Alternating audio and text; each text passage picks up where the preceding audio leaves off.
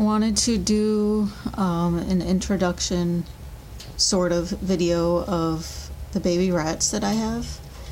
I've had them for a little while now, and everyone gets along. These are the two babies right here. Everyone gets along with the babies except for William. William is the only one, and he's the one I had the problem with last time when I had Bolt and Calcifer when I got them as babies.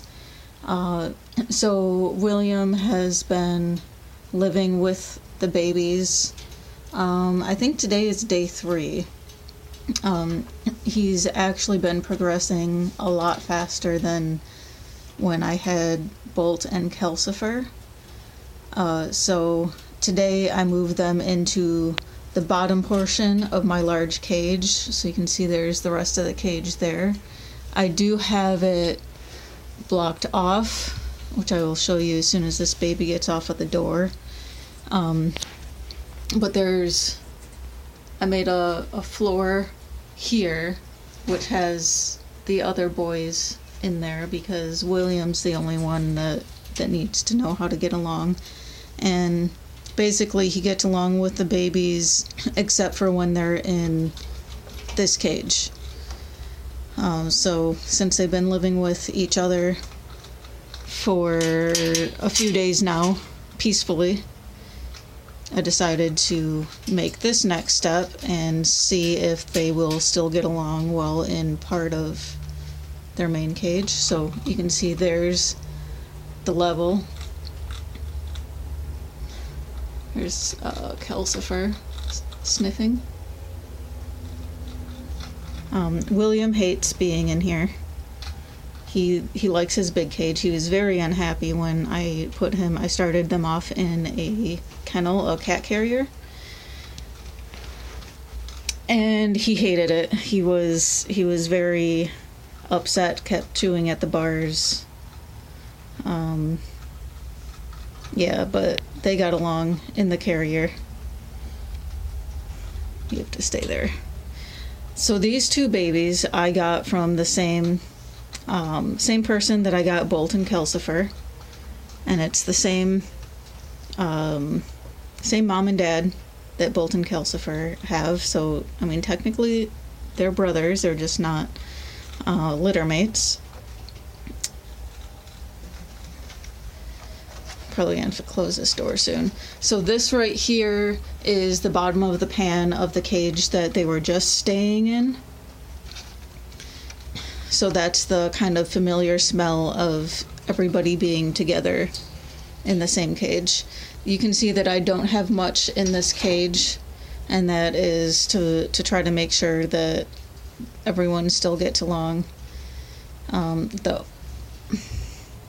The only reason that I have this rope in here is because there was a big gap here between the wire and we'll just call it the top of the cage, that I think the babies would have been able to fit through. So I just have the rope there to kind of pull the back of the cage forward. Everyone wants to escape. So this one here, I'm naming him Mocha because he's kind of chocolatey. He's considered, I believe he's considered a black self. He's black everywhere. He doesn't have any markings on his belly.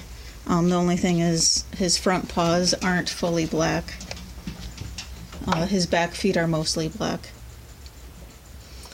There they are playing. And William's trying to escape.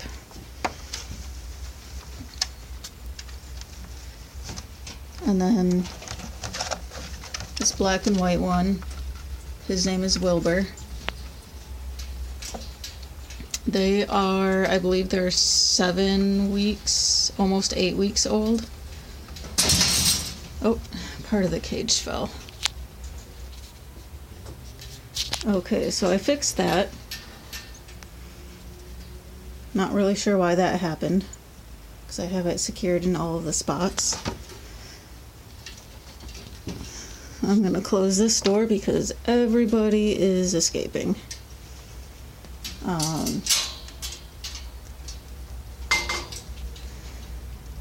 But anyway, so those are the babies. This one I don't remember if I already got to saying it. This one is Wilbur.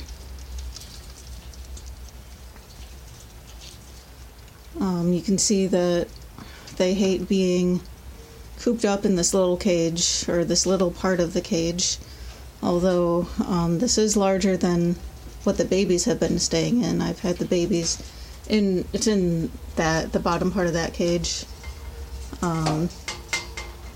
The top part was on there, and that's where the babies were staying. But hopefully I can get everybody, well, I guess William. Hopefully I can get William happy with the babies in this big cage, because he does really well with them in the smaller cage. He's actually had no scuffles with them in any of the smaller cages I've put them in. So hopefully this one will be okay.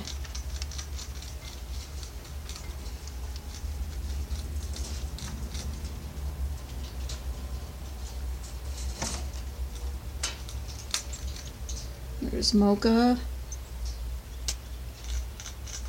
And there's Wilbur. And there's William. And then once I feel comfortable, I'm going to slowly start adding some things into this cage so that it's not quite so empty and they don't have to be so bored. And then hopefully soon enough, William can be back in with the adults, the big boys, because it's always nice to have adult company and not be stuck with babies all the time.